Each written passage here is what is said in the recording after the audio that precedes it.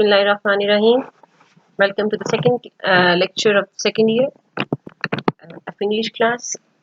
And this is Nadia Bhatt, your teacher of English. Today we will start the first lesson of book 2. This is the dying sun. In previous lesson में मैंने जो आपसे एक picture share की थी उस picture से हम स्टार्ट करते हैं. ये जो कल का लेक्चर था उसकी लास्ट स्लाइड थी जिसमें मैंने आपको कंपैरिजन बताया था अर्थ का कंपैरिजन जुपिटर से और then the comparison of Jupiter with the sun. ठीक है, इससे आपको थोड़ा सा आइडिया हो जाना चाहिए कि how little we our earth planet is. जी, ये है आपकी the dying sun first lesson. Let's start today's reading.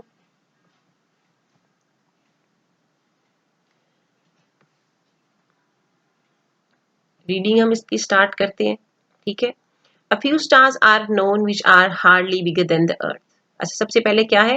The dying sun, ढलता हुआ सूरज. और इसको लिखा है सर जेम्स जीन्स ने, जो कि मैथमेटिशियन थे, साइंटिस्ट थे और वो बहुत अच्छे एक राइटर भी थे, जैसा कि हमें आर्टिकल से पता चलता है. अच्छा, पढ़ते हैं इसके. A few stars are known which are hardly bigger than the earth. Hardly, scarcely, बमुश्किल. कुछ स्टार्स ऐसे हैं जो कि जमीन से hardly bigger than the earth, थोड़े ही बड़े हैं, but most of them are so large that hundreds of thousands of earth could be packed inside each. That hundreds and thousands of earth could be packed inside each, कि हम उसमें हजारों जमीनें, लाखों जमीनें उसके अंदर पैक कर सकते हैं. पैक, put into, उसके अंदर हम रख सकते हैं. and leave room to spare. leave room का मतलब है प्लेस. ये आपकी आ रही है, उसकी मीनिंग आ रही है. जैसे जैसे मैं बोलती जा रही हूँ, रूम का मीनिंग है. रूम का मीनिंग क्या है? ये जैसे आपके सामने ये वर्ड आ गया, प्लेस. और स्पेयर का क्या है? देखते हैं क्या है स्पेयर का. एक्स्ट्रा. स्पेयर का मीनिंग क्या है? एक्स्ट्रा. तो कहता है and leave room to spare, तो फिर भी उनमें जगह बच जाती है. Here and there we find an immense stars large enough to contain millions and millions of earth. Immense star, हमारे पास कितने? इमेंस, प्लेंटी, ह्यूज, बहुत सारे स्टार्स ऐसे हैं. लार्ज इनफ, इतने बड़े बड़े. टू कंटेन, इंक्लूड, के जिसमें हम millions and millions of earth pack कर सकते हैं. And total number of the stars in the universe is probably something like the total number of grains of sand on all seashores of the world. और कहता है कि probably, perhaps, और कहता है कि टोटल जो स्टार है, जो सितारों की तादाद है, वो इतनी ज्यादा है the total number of grains of sand, उन तमाम रेत की जर्रों के बराबर जो दुनिया के तमाम सी शोर्स पर मौजूद है. इतनी रेत है और उसमें जितने जर्रे हैं उससे उतने ही हमारी इस यूनिवर्स में स्टार है. Such is the littleness of our home. Such is the littleness of our home in space when measured up against the total substance. Substance का मीनिंग क्या है? मटेरियल. जब हम पूरी स्पेस की बात करते हैं तो उसके कंपैरिजन में हमारी अर्थ क्या है? Just a grain of sand. Second paragraph क्या है? These millions of stars are wandering about. Wandering का मतलब क्या है? Traveling, are moving, कि ये जो है अकेले के लिए सफर कर रहे हैं. The millions of stars are wandering about in space. A few form groups. तो जो ग्रुप्स होते हैं वो फिर गैलेक्सी की शेप लेते हैं. वो ग्रुप्स गैलेक्सी बन जाते हैं. And journey in company. Journey, travel. Yes, आप देख सकते हैं कि मीनिंग आ गया. And they travel in company, but most of them travel alone, and they travel all through a universe so immense that it is a very rare event indeed for one star to come anywhere near to another. Rare event. Rare क्या है? Unusual. Rare क्या है? और कहता है कि ये बहुत ही रेयर इवेंट है कि अगर कोई स्टार जो है किसी दूसरे स्टार के पास आए, and for the most part each star makes it's voyage in complete loneliness, voyage journey. और वो कहता है कि तमाम जो star, most of the star जो है वो अकेले अकेले सफर करते हैं, वो इकट्ठे सफर नहीं करते, इन ग्रुप्स में नहीं करते। पर फिर से बोलती हूँ, for the most part each star makes it's voyage in complete loneliness like a ship in an empty ocean in a scale model. वो आपको एक एग्जाम्पल दे रहा है कि वो कहता है कि जिस तरह एक शिप ओशन में अकेला सफर करता है, दूर दूर तक उसको कोई नजर नहीं आता, स्टार्स भी स्पेस में ऐसे ही सफर करते हैं। In a scale model in which the stars are ships, कि जिसमें अगर हम स्टार्स को शिप इमेजिन करें, the average ship will be well over a million miles from its nearest neighbour. तो लाखों मील के फासले पर एक शिप दूसरे शिप से, एक स्टार दूसरे स्टार से होगा। From this it is easy to understand, और कहता है कि इस बात से हमें पता चलता है कि मिलियंस माइल का डिस्टेंस है from one star to another, that is why a star seldom finds any anywhere near it. Why a star seldom finds another anywhere near it, इसीलिए हमें कोई दूसरा स्टार हमें नजर नहीं आता।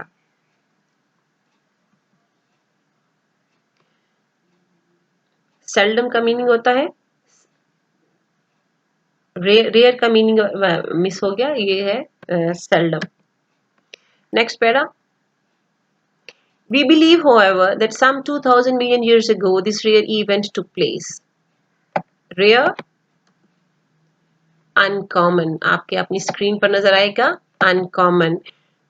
This rare event took place and that another star wandering blindly through space happened to come near the sun. Wandering, that another star wandering blindly, wandering, moving, के बहुत कम इस तरह के इवेंट होते हैं जैसे कि हुए blindly through space, happen to come recklessly, happen to come near the sun, just as the sun and the moon raise tides coincidentally. अच्छा, ये वो जो पीछे happen to come coincidentally, और ये blindly का मैं मिस कर गई हूँ, blindly is for recklessly. Happen to come coincidentally, and just as the sun and moon raise tides on the earth, so this second star must have raised tides on the surface of the sun. Raised, कि जिस तरह सूरज और जो चांद है जमीन पर लहरें मद्दोजर वगैरह पैदा करते हैं, समुद्रों का पानी बहुत ऊंचा ऊंचा उठता है लहरों की फॉर्म में, बिल्कुल इसी तरह ये जो वॉन्डरिंग स्टार है इसने भी रेज जो है उसके अंदर रेज वेव्स प्रोड्यूस की हुई होंगी। माइट हैव वाली बात है ना कि अच्छा ऐसा हुआ होगा, this is just a theory, but they would be very different from the little tides which the small mass of the moon raises in our ocean. कहता है लेकिन ये उन टाइड से बहुत मुख्तलिफ है जो कि small mass of the moon जो है हमारे समुद्रों में और बहर और बहीरों में पैदा करता है। An immense tidal wave must have traveled over the surface of the sun. कि उसकी टाइड जो वॉन्डरिंग स्टार है उसकी ग्रेविटी की वजह से बहुत ही ज्यादा उसके सरफेस सन की सरफेस पर कुछ वेव्स बनी होंगी, at last farming a mountain, और आखिरकार वो इतने बड़े बड़े पहाड़ बन गए होंगे that we can hardly imagine it, कि हम उसको इमेजिन भी नहीं कर सकते, ह्यूमन आई ह्यूमन माइंड उसको इमेजिन नहीं कर सकता। As the cause of the disturbance came nearer and nearer, ठीक है, came nearer and nearer, जैसे जैसे वो वॉन्डरिंग स्टार सूरज के पास पास आता गया, the mountain would rise higher and higher, तो वो जो सूरज की सतह पर, ये जो जैसे अभी उसने पीछे कहा है कि सूरज की सतह के ऊपर वो जो बन गई है वो बड़ी से बड़ी होती चली गई होंगी। And before the second star began to move away again, और इससे पहले कि अगर वो वॉन्डरिंग स्टार उससे परे हटता, द टाइटल पुल क्या है देखते हैं, ये नेक्स्ट हो गया फोर्स ऑफ अट्रैक्शन। टाइटल पुल क्या है? force of attraction इतनी ज़्यादा हो गई, become so powerful that this mountain was torn to pieces and threw off small parts of it into space. Torn, broke. Torn to pieces कि वो mountain छोटे छोटे टुकड़ों में बट गई, and threw off, detached कि उसने जो माउंटेन जो थी वो छोटे छोटे टुकड़ों में हो गई और वो सन से डिटैच होके उससे हटके fail small parts of itself into space और वो खला में सारे पीसेस गिर गए. These small pieces have been going round the sun ever since. Going round, circling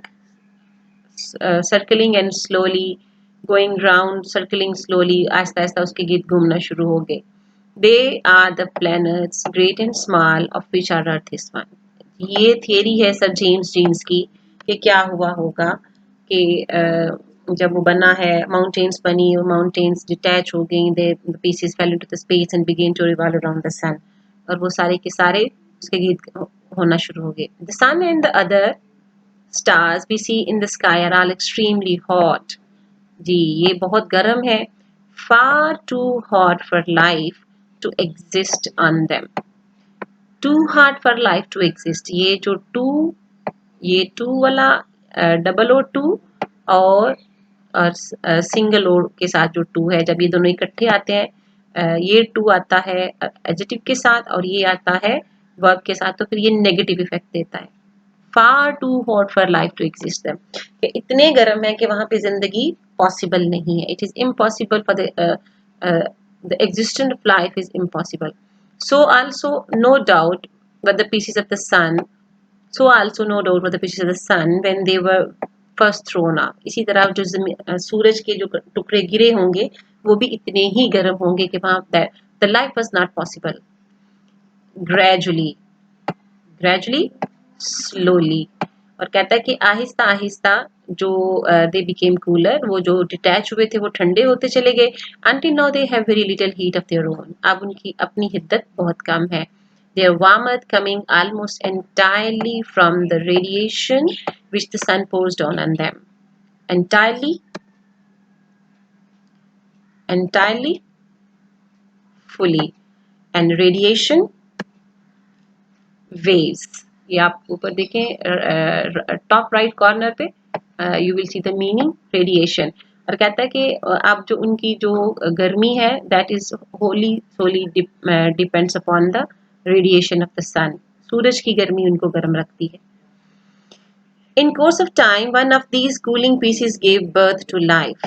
gave birth, produce, और फिर इन्हीं जो पीसेस जो डिटैच हुए इनमें जिंदगी बनी, जिंदगी पैदा हुई. We don't know how. This is very very important. जब पूछा कि जिंदगी कैसे एग्जिस्टेंस आई, ठीक है, जिंदगी कैसे बनी, तो कहते हैं हम कहते हैं we don't know exactly when and how.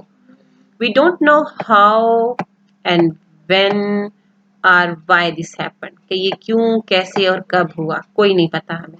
It started in simple organism. Organism क्या है जी?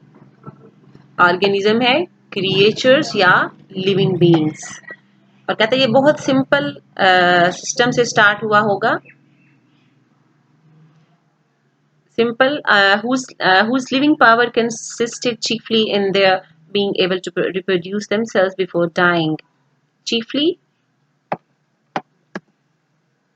basically, कि उनकी जो जिंदगी है वो बुनियादी तौर पर इस तरह थी कि वो मरने से पहले reproduce themselves before dying, कि मरने से पहले वो एक अपने जैसा बना जाते थे.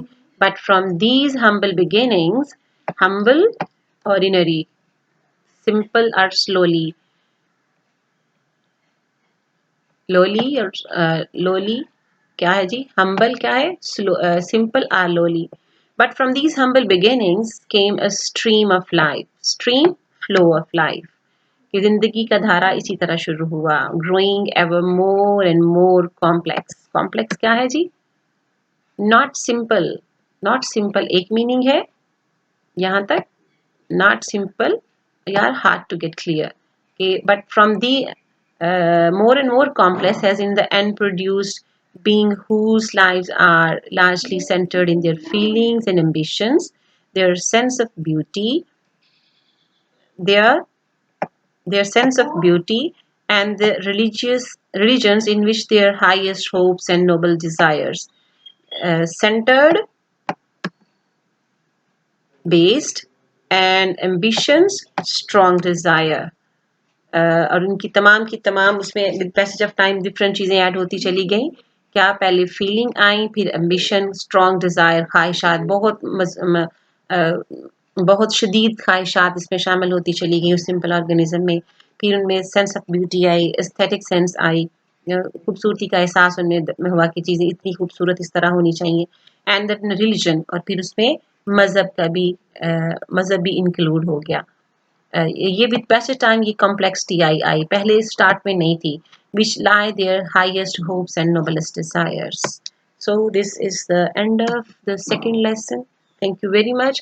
But before signing off, मैं आपसे ये ज़रूर कहूँगी, must learn the synonyms, और उसके साथ साथ आपने जितने मैंने आपको 7 इम्पोर्टेंट पॉइंट्स बताए हैं, आपको जो मैंने कल हेडिंग आउटलाइन बताई थी, वो आपने ज़रूर याद करनी है, ज़रूर अपने गो थ्रू करना है।